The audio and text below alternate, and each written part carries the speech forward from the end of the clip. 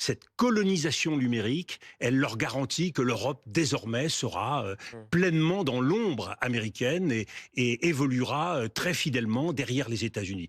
Bien évidemment, c'est quelque chose de totalement inacceptable. Donc, il va falloir suivre en Europe les répercussions de Il y a là un cette risque d'émergence donnée de ce que nouvelle. certains appelaient une internationale populiste.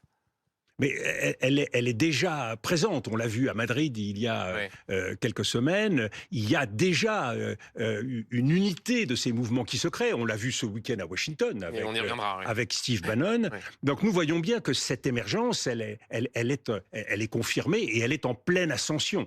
La question, c'est celle du calendrier, car aujourd'hui, on a le nez sur la vitre et on veut croire que Donald Trump est parti pour une conquête glorieuse pour 100 ans.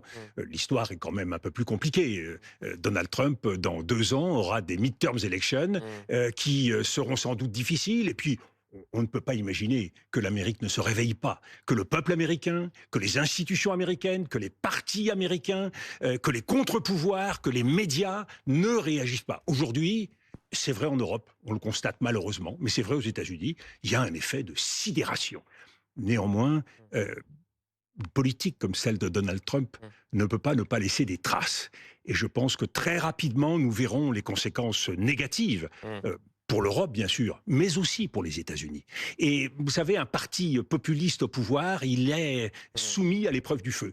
On voit très rapidement les conséquences. Ouais. Et c'est pour cela qu'ils attachent tant d'importance à cette révolution numérique. Car c'est une façon, en quelque sorte, de rendre les États-Unis et l'Europe totalement amnésiques. C'est-à-dire de vivre sans les conséquences de ce qu'ils font, puisque le narratif sera écrit, créé par les Trumpistes et leurs alliés libertariens, les oligos, les techno-entrepreneurs qui domineront avec Donald Trump. Et Donc, vous évoquez, Dominique de Villepin, cet effet de sidération.